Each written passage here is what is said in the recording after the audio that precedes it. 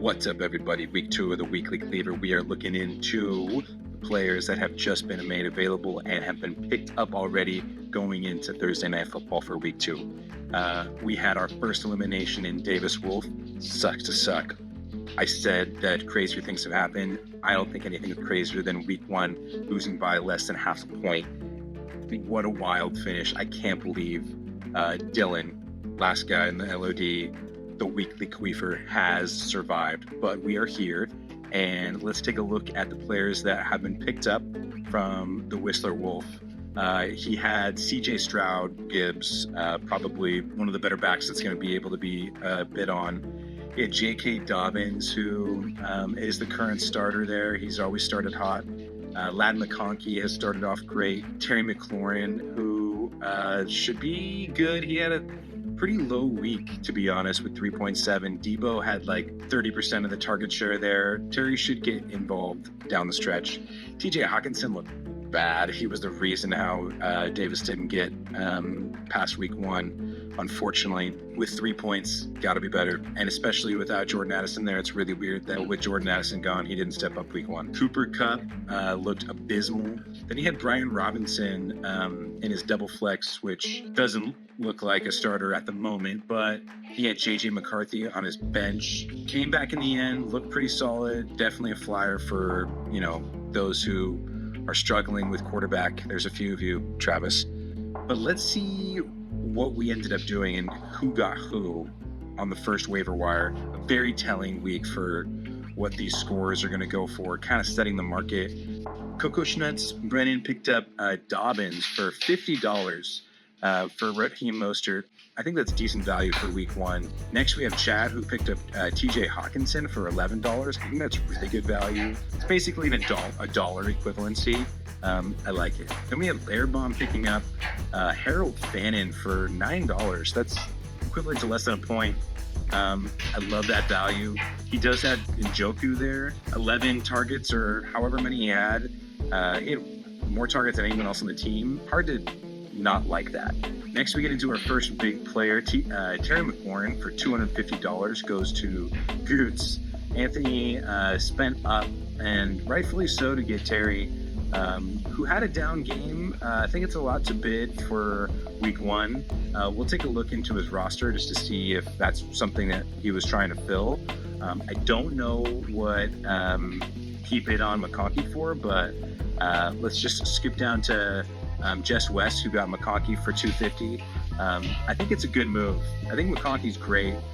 I think it's a little rich still for a quarter of the roster, especially since he got Gibbs for $400, which I do think is good value. I think pairing those two players at the high values are a good move to put Jesse ahead of the pack for at least half of the year. He's going to be the team to beat for right now with Gibbs and McConkey and the rest of his roster moving forward. Jesse also got JJ McCarthy for $25. I don't hate the value. He also got Cooper Kupp for $50, and I hate to say that I don't think that he is the same Cooper Kupp anymore. I think that it was a little bit of an unbalanced target share for JCN in comparison to Kupp. I do think that evens out throughout the year. It wasn't a great Week 1. I think he could have got it for a lot less. I don't know what the second highest bid was, but with all those other bids going through, I know he told me that he didn't think that all those players would hit. Nevertheless, he's going to be the guy to beat. And then I picked up Juju Smith-Schuster for $20. I actually, looking back in it, feel like I probably could have got him for less. I do think that there's going to be some huge target share voids there in Kansas City. Right now, it was Hollywood Brown who got the majority of the percentage routes run and receptions and targets. So scrolling down this list, I think it's really interesting to check out everybody's team, where they are at as like a first. We haven't quite jumped into everyone's team just yet. So I'm going to go in a little bit deeper than the first video and kind of dive into where the teams are stacking up for Week 2. So let's take a look at Jess West, who is now projected to be in first for the remaining future. So he's got a 108-point projection. He spent $725 on Week 1. He's only got $275 left for the rest of the year, but we'll see how that shakes out. This is a lot of people's first time playing guillotine. I think that was the correct strategy. probably would want to have closer to about $400 left if I were to go all in and get those guys. So he's got Burrow, Yote, Kyron, great. Gibbs, top 5.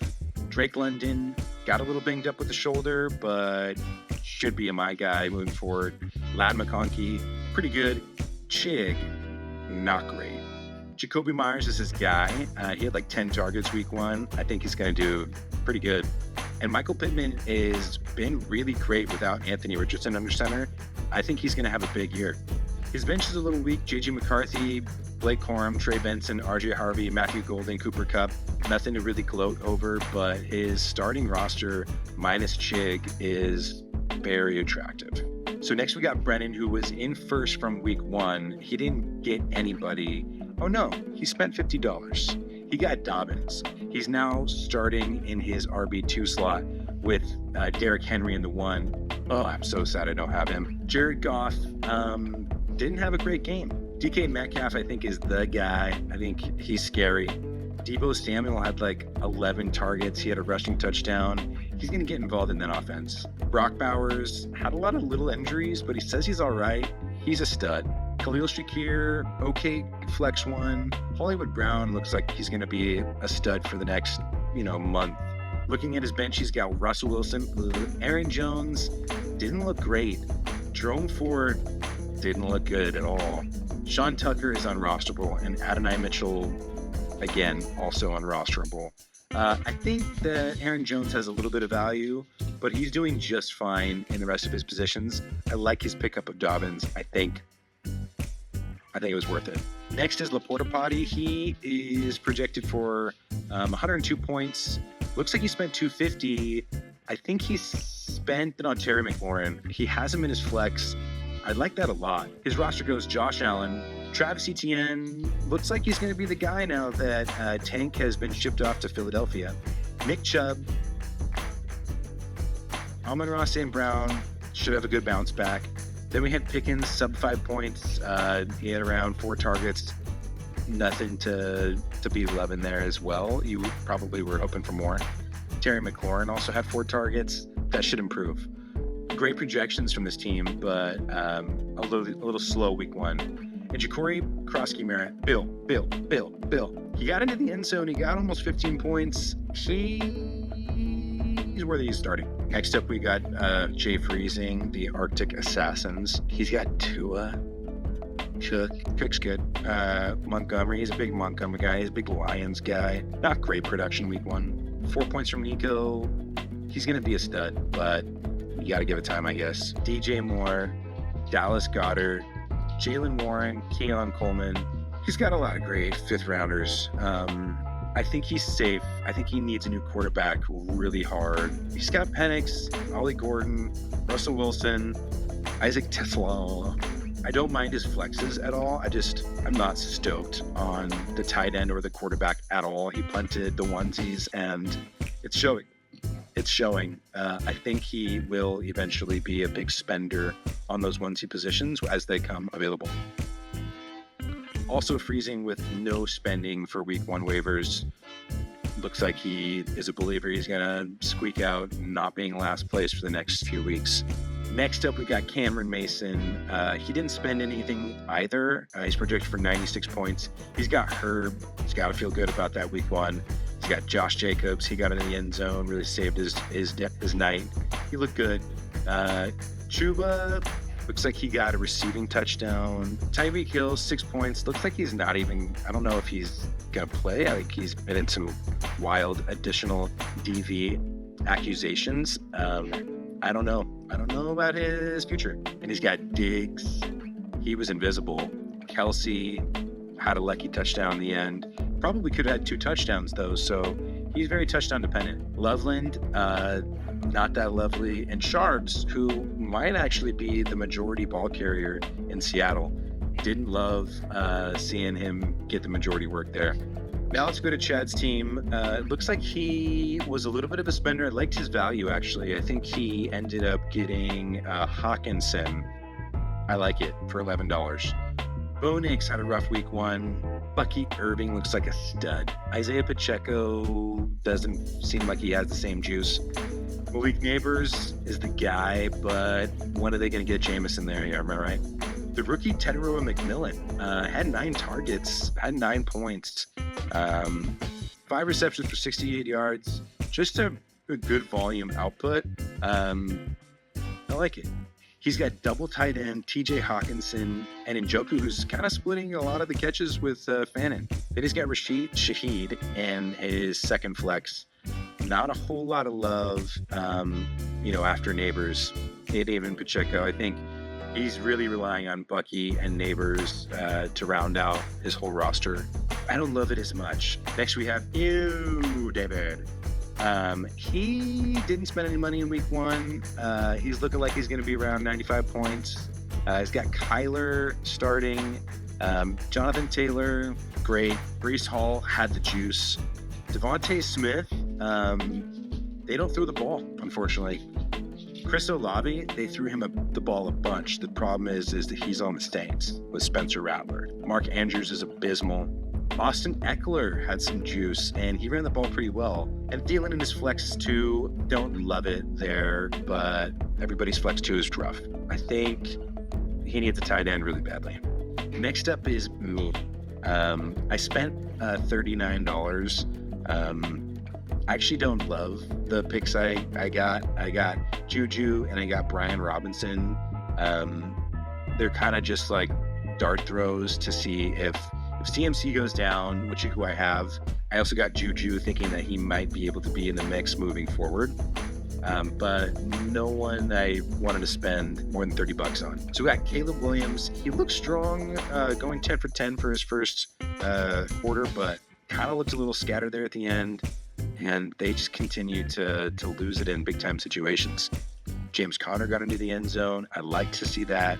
Kenbone Walker did not look great.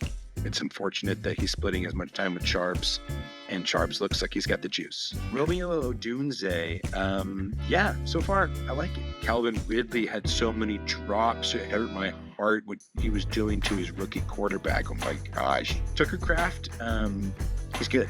Christian McCaffrey almost had 20 points, didn't even get in the end zone. As long as he stays healthy, please stay healthy.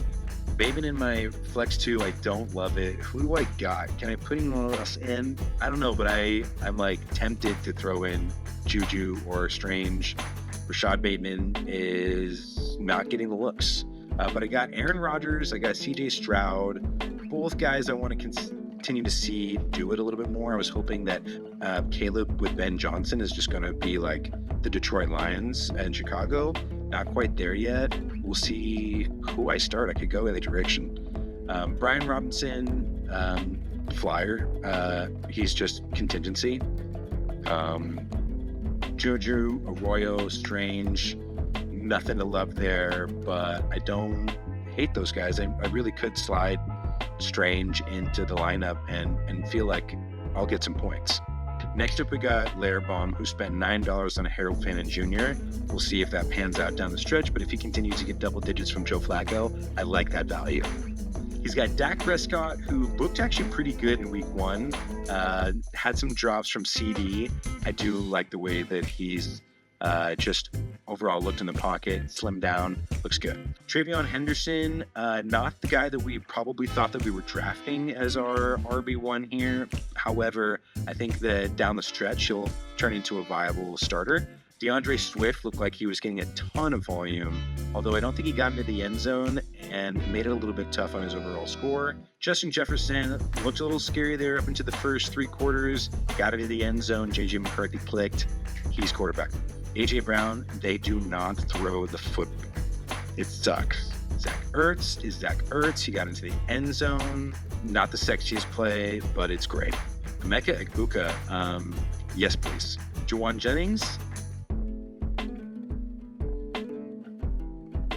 thank you, sir. Next, we got Max. He's got Drake May, of course. That's his Pats. Bajan had a great opening drive for that long touchdown. Was really inefficient for the rest of the game, but that was enough to really seal his day. Tyrone Tracy looked not good, and neither did those Giants. Where is Jameis Winston? Jackson Smith and Jigba, we already talked about him, and they're going to feed him the ball. Marv Harrison had a touchdown in week 1. He looked like they're going to feed him a lot. He looks big and bulkier. A sexy pick. Dalton Kincaid. Kincaid actually had a decent final line. He did lose a fumble. He had 12 yards a catch, and he got into the end zone. He only saw 4 targets, which I don't love. He hasn't been historically great there as much as had his draft value, but decent. Kind of. Ricky Pearsall had a pretty good game, although Brock Purdy is also pretty banged up. I do like Ricky to have the lion's share there in San Francisco. We got a bunch of injuries, and who are they going to give the ball to outside of Chris McCaffrey? It's Ricky Pearsall. Marvin Mims is gross, and unfortunately, I thought he was going to be good. I thought he was going to be hurt. I didn't think he was going to even play. Looks like he did. Probably was pretty hampered. We'll see if his injury keeps to nag at him moving forward with Bo Nix. I do like some of his players. I think that he's a few positions away if he were to invest in some, but I don't love his depth in the flex positions. I don't even love Tyrone Tracy. He needs some help in the backs category. Next, we got Jay Rose, Saucetown Stucks. He had Pat Mahomes, who showed up with some rushing touchdowns. Ashton Genty wasn't super efficient. Looks like he had 19 attempts for 38 yards. He did get into the end zone, but with 11 points, you're just kind of hoping more from your RB1 there, who looks like he was supposed to be drafted to be great. Kamara did Kamara things. Devontae Adams, 8 targets, didn't do a whole lot with them, but an okay day week 1. I like it. Jared Jeudy with 8 targets. I'll take it. 9 points. I like it. Jake Ferguson, Ramondre Stevenson, Kareem Hunt. No. Moving down the list, we got Travis. Trevor Lawrence, no, not the guy. Chase Brown, I like it. Omarion Hampton, I like it. Cortland Sutton, I like it. Jameson Williams, I like it. Kyle Pitts, I like it. And Josh Downs, we'll see. Michael Pittman is so far the guy with Daniel Jones. And Keenan Allen, I like it. I like this roster. I don't like Trevor Lawrence at all. Get away. I know you were at Clemson. He's not the guy. And you got Daniel Jones. I would be tempted. He's playing Denver versus Cincinnati. I get it. Trevor Lawrence. Next up, we got Acme Beheadings Company. I believe that's Cameron Owen. He hasn't spent anything just yet. He's got Lamar, the GOAT. Tony Pollard, Javonte Williams, Ryan Thomas, Darius Slayton.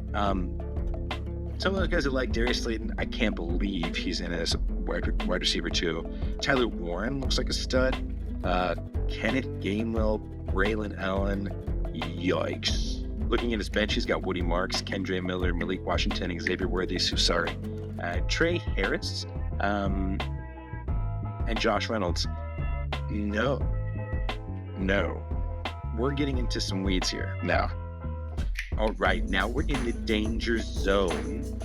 We're starting with Chopped Liver, who has survived the week 1 choppings. Can't believe it, but his roster did some work. He's got Jaden Daniels. I like it. Najee Harris should see some more work, but not a great RB1. Jordan Mason, I think, is decent. I would consider him as my RB1, and he for sure has projections of that. CeeDee Lamb will do better. He's fantastic. T. Higgins also didn't really ball out. He should do better.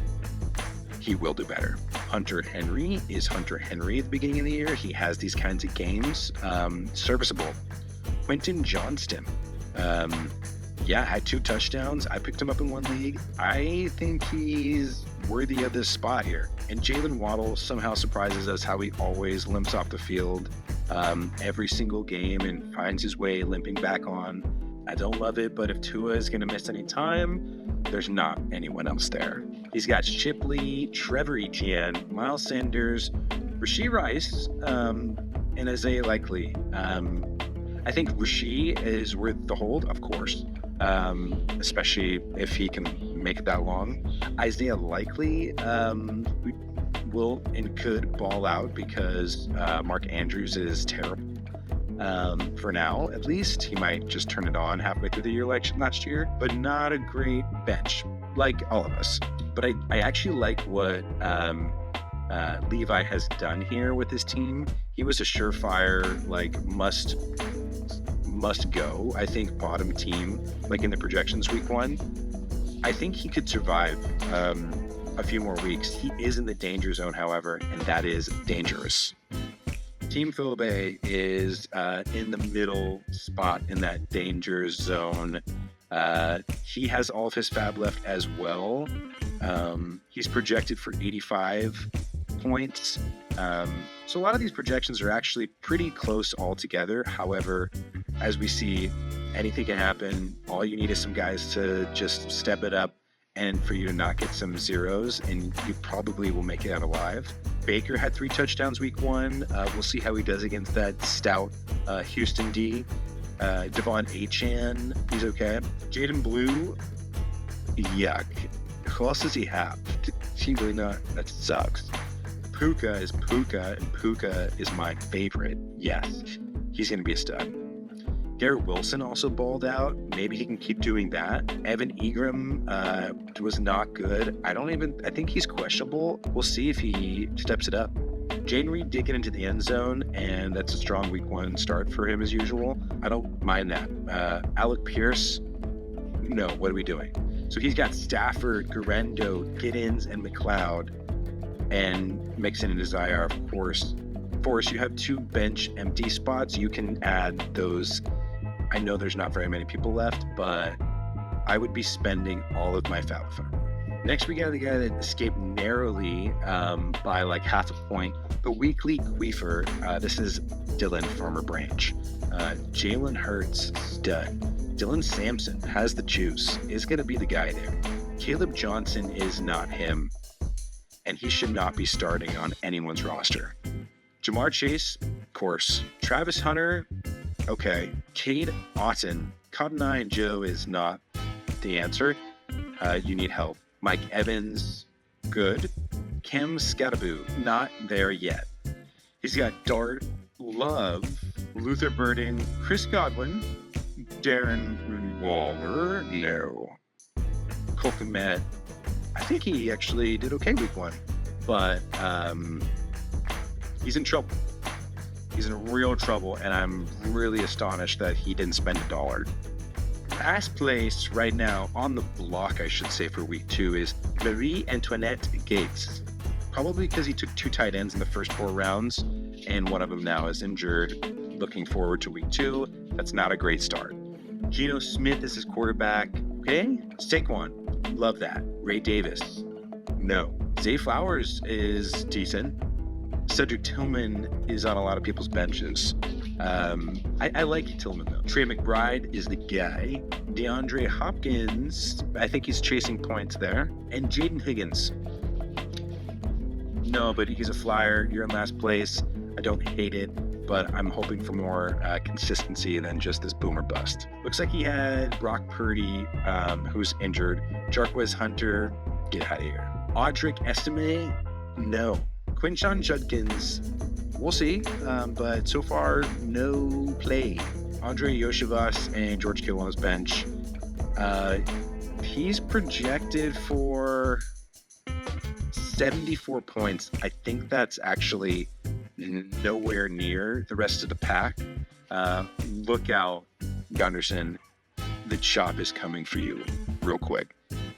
So that's it, everybody. This is a little bit longer than I probably anticipated doing, but I really wanted to go through everyone's roster and talk about them a little bit and dive into each one of those picks that we, had for the waiver. Jess West coming out strong, getting a lot of the guys. There's a lot of teams that I think are going to be strong in the top 5 for a while, but there's a lot of waivers to be run each week, and if you're in the danger zone right now, you better spend it, because you don't want to go home with $1,000 in your pockets. Thanks for listening, everybody.